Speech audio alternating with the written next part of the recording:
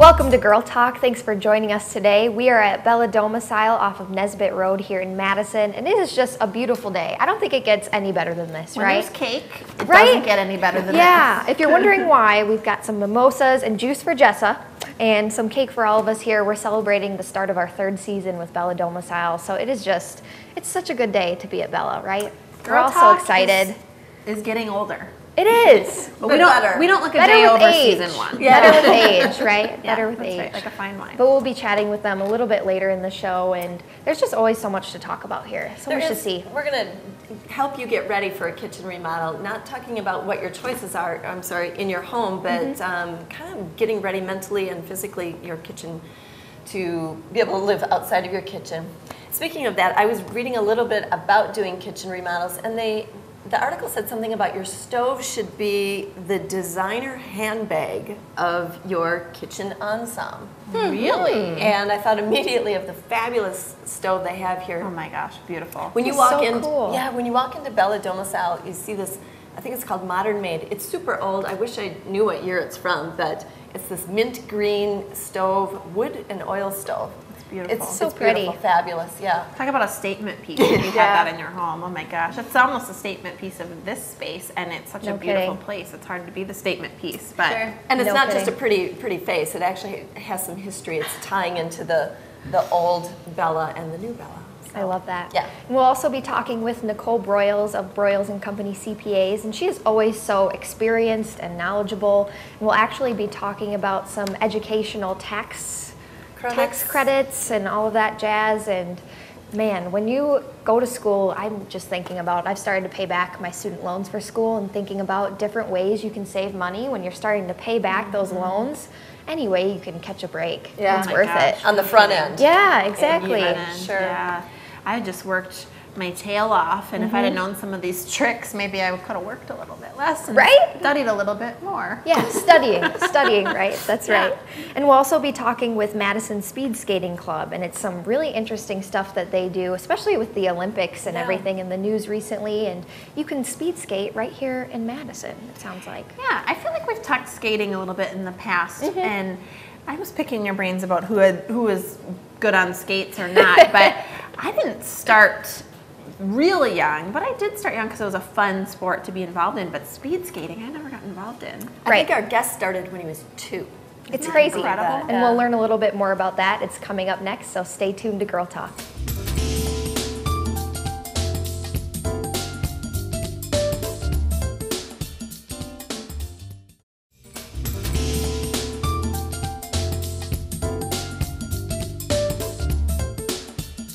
Welcome back to Girl Talk. We are filming here at Bella Domicile, and we've got some exciting topics coming up. We're going to learn later about how to prepare for a kitchen remodel. Looking forward to it.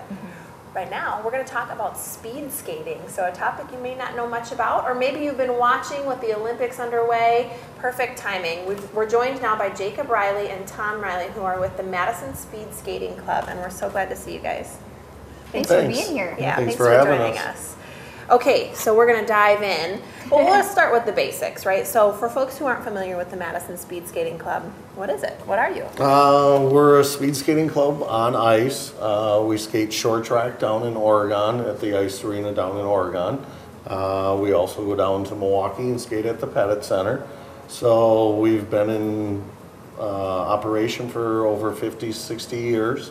And we've produced Olympians over the last 50 years. So we've been around for a long time.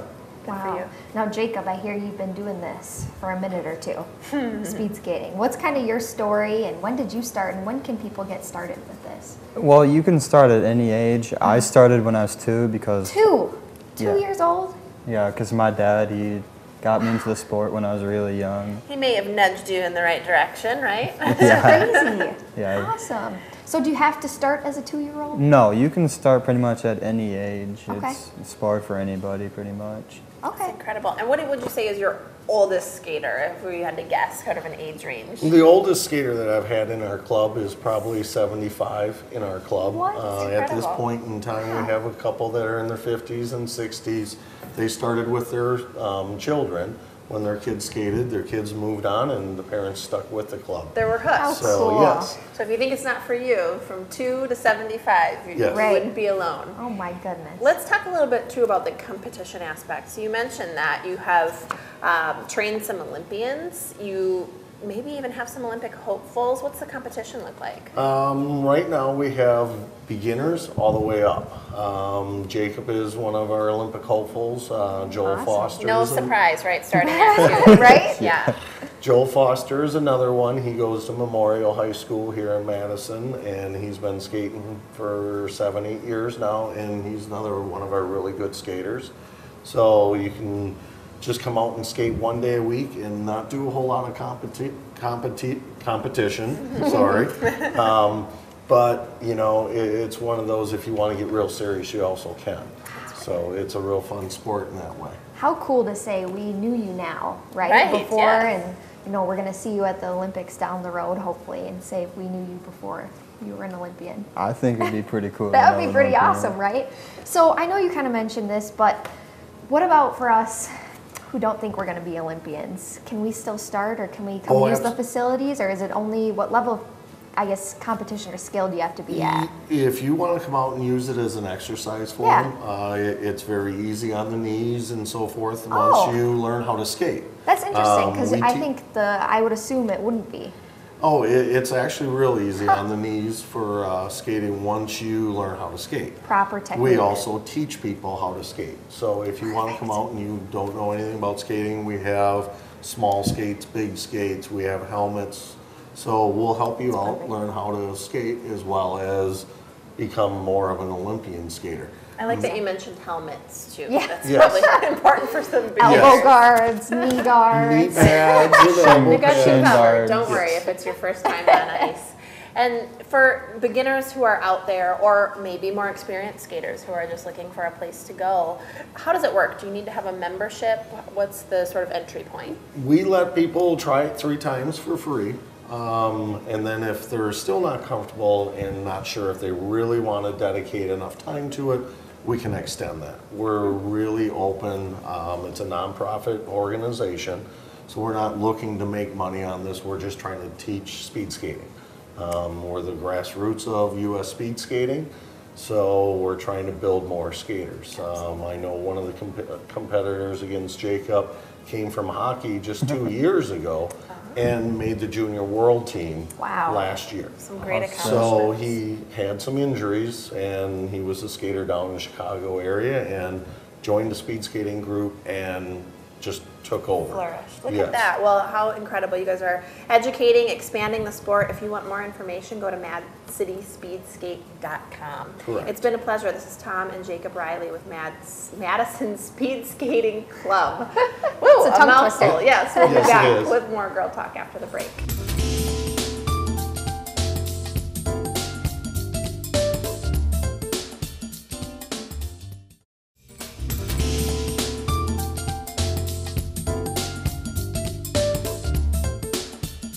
Welcome back to Girl Talk. We are here at Bella Domicile off of Nesbitt Road here in Madison, and we'll be chatting with them a little bit later. But first, we are joined by Nicole Broyles, and she's with Broyles and Company CPAs, and over there you are a partner and a CPA. Yes. So thank you so much for being with us today. Thank you. And today we're talking about education-related tax savings, which I was just saying, I wish I would have known more about this kind of stuff when you're in school, and it's not really on your mind, but man, when you're paying back those student loans later, you're thinking about all the ways you could have saved some bucks. Yes. So first, let's just go over what tax benefits are available for students. There are 3 main ones for education and tuition-related expenses. It's the American Opportunities Tax Credit, a Lifetime Learning Credit, and tuition and fees deduction. Okay. As a side note as well, you can have a deduction for student loan interest when you start paying back all those education There you expenses go. on Good to which keep you in have mind. taken money out to pay. So Okay. Good. those are the ones. And we're talking college education. That is right? correct, yes. Okay. This is anything over and above high school. All right, hope that wasn't a dumb question. No. And what's the difference between those 3? 2 were credit, 1 was a deduction. That's correct. So the deduction is just a deduction from your income before the tax is even calculated.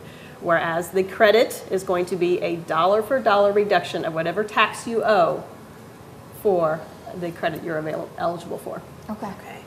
So some great options. What about eligibility?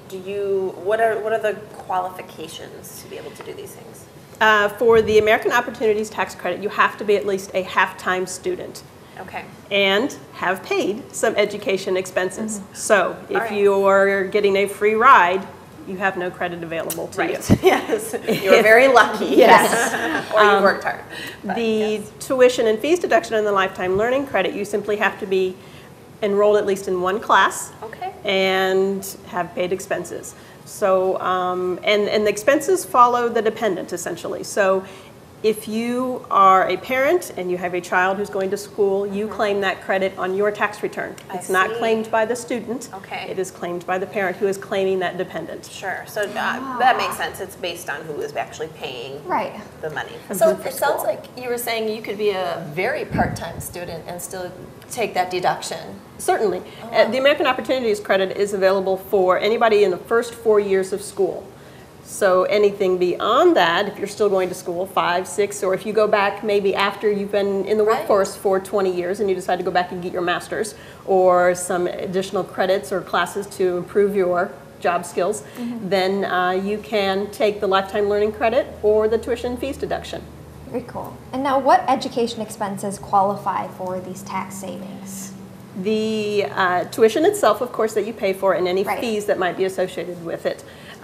If you have any books, supplies that are required by the course that you pay to the university, those are Oh. eligible as well. Really? Oh, that's nice. That's something I think people don't think about if you are buying books. You know, you just kind of forget about. So save your receipts, I Yeah. imagine. Yes, definitely. And however, oftentimes people think it is eligible, but it is not. Room and board, or transportation, or insurance. Those are not going to be considered eligible expenses. But really, the books in and of itself, those become big expenses. They as do. The materials that you need to go through school. Absolutely. All right, and those things definitely add up. So what are limitations? There's got to be. There are. Okay. The American Opportunities Credit is a maximum of $2,500 per student. Per year, per lifetime? Per year. Oh, okay. Yes. So per It's tax a return sizable that you amount. file. Yes. Right, and that's not the amount paid, that's the credit amount. That's the So credit. that's really So still the- a decent chunk. Yes, the credit breaks down to, it's 100% of the first $2,000 in tuition and fees and expenses that you pay, and then you get a 25% credit for the next $2,000. So that's where they come up with then the I see. $2,500 Sure. maximum. Okay. The lifetime learning credit, you get a deduction of 20% of the expenses that you paid. Some great information. We always love having you here. You always break it down and do a level, you know, where you can really understand it. Where It's we always- can understand it. Yeah, and it's always just good to have an expert. You can't be an expert at everything yourself. This is 101. Yeah, absolutely. So Nicole Broyles with Broyles and Company CPAs, thank you so much for being with us. Thank you. And Girl Talk will be back with more right after this.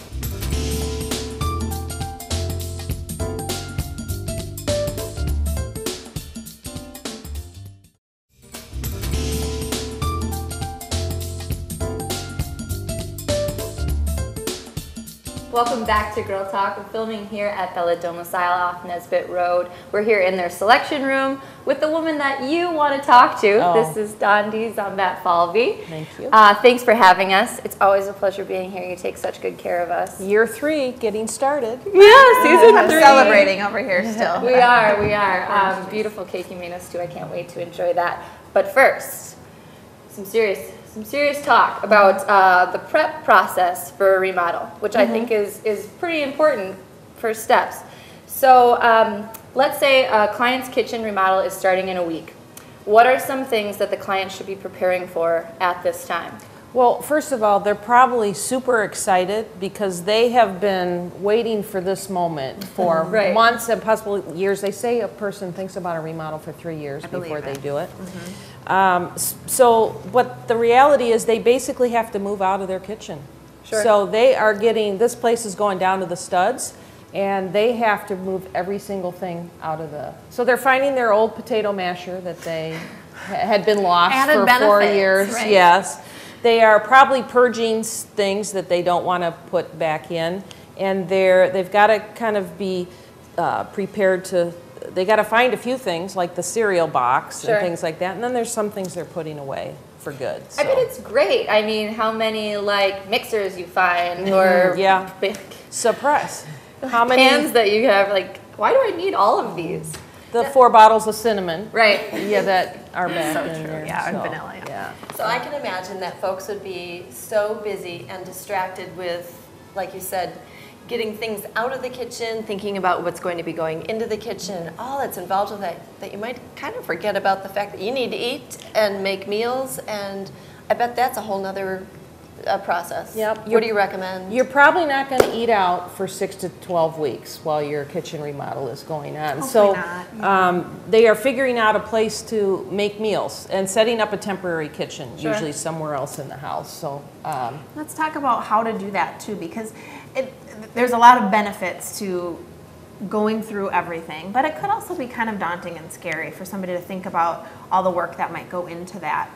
But knowing what steps to take makes it easier. So where do you set up this temporary kitchen? What have you seen people do? that's a great question. So probably the biggest thing is we need to find a sink located somewhere else in the house, and we can kind of work around that. So sometimes that's a laundry room. If you've got a Hopefully it's sink a in laundry there. room. Unfortunately, for some people, it's the bathtub. Right. That's where their sink is. But usually a laundry room is a great spot. Sometimes they have a space in the basement where there is a sink already. So where can we get running water? That's the key thing. Sometimes we'll leave the running water in the kitchen for as long as we can. We don't have to rip that out right away. Okay. But we'll take that. The appliances, the refrigerator can kind of be moved wherever that sink is. But they're going to have to. I didn't even think about that. So yeah. you don't have to forego the refrigerator. You no. just you relocate it in Yes. the house for Yeah. 6 to maybe Yes. 12 weeks or so. Yeah, I was absolutely. picturing going back to college days and having a little dorm fridge and a burner plate, a hot plate. You're not too far Oh. away there, though. Maybe too. And I mean, it's a short term for the long term goal. Yes, yeah. Absolutely. It's kind of like having a baby, right? You got the preparation. You got to go through that uncomfortable part, but then it's all heaven after that. And so. hopefully your kitchen remodel does not take 9 months. No. Right? Absolutely. Shouldn't For be my that mother, 2 years. I'm calling you out again because she had to move to the bathtub, and She did not 2 work years with Bella. is a long time. Let's Oh get that my straight. gosh. She did not go with Bella, and I always talk to her about you. Like, you should have gone with Bella. Oh. So typically, what goes into this temporary kitchen setup? Like you said, you can move the refrigerator around, but is there anything else? Well, I've seen all those small appliances that we use. Okay, so the George Foreman grill, Yeah. the toaster oven, that pizza, the thing that turns and makes the pizza. Sure. I want one of those. You can, one of the most useful thing, you said hot plate, but they now have induction burners, just single induction burners or a single hot plate. Super. Those are the things that heat up like that, Yes, Yeah. yes. And then, of course, if you're in the summer or even in the winter, you can grill. Yeah. You can use your grill. You're probably not, the only oven you're going to have might be a toaster oven or a microwave oven, but you'd be surprised how far you can get with just those small Absolutely. appliances. Now, Yeah. I did have one client that had her total family's meals prepared for the whole entire time and frozen, Wow. so she was just heating up. Okay, that's the extreme. Okay, so if you're Okay. very organized, that's what to Yeah. shoot for. Yeah, yeah. You But if can't. you're It not- can be done. I've seen it done once. Wow, that's So, incredible. yeah. Really good stuff. So going back to Elisa's intro saying, okay, you're a week before the remodel begins. So we've, cleared out the kitchen and maybe made some meals, and what other tips do you have? Well, I think it's just, there's a lot of things that we might be talking to clients about just to prepare them for what's going to be happening. They're going to have workmen in their house. Is there a time of day that we need to start? Some workmen start before maybe some people are getting acclimated today. If there's a person that works all night, this is something that needs to be discussed. They're going to have more cars and trucks around in their driveway / neighborhood. These are really interesting Yeah. points. Yeah. Even just mentally preparing Yeah. like that. Yeah. I hadn't really thought about that. Yeah. Well, and that's where having somebody so experienced comes in, because they can prepare you for those steps, make it more comfortable. It's Sure. a short process, but you want it to be comfortable because you have to live your day-to-day life. In honesty, it's going to be uncomfortable, but can we minimize that, I guess, is what we're So hoping really to good do. tips, and I have to make sure we get to this before we Yeah. go, because such wonderful things that they're doing here at Bella Domicile. Their involvement with Design for a Difference is incredible. We got to see some firsthand what you did last year with Center for Families. Let's talk about the Rainbow Project and what you're doing with that. So the Rainbow Project, for people that may not know, is they help kids and families in crisis. And they're kind of unique in that field because they not only do counseling in their center, but they also make home visits and daycare visits and so on. But their makeover is happening at the beginning of October, and we're in need of a few things. We're in need of donations. Financial donations would be one, but also beanbag chairs, you know, for kids that are going to be in therapy, small love seats or sofas, gently used toys, all of those things would be really helpful for us to kind of complete the package for what we're doing there. Donations or monetary. Or Where can they monetary. bring these donations? Well, they can probably give us a call and we can kind of coordinate that. There's a couple places where we'd be staging them, and depending, if it's toys or something like that, we can take them here, but for larger items, we have a different process, so. Great. Well, thank you, Dondi, for having us. It's so nice to see you, and time goes so fast. We gotta go. Okay. Thanks for watching Girl Talk here on Channel 57, and we'll see you next time.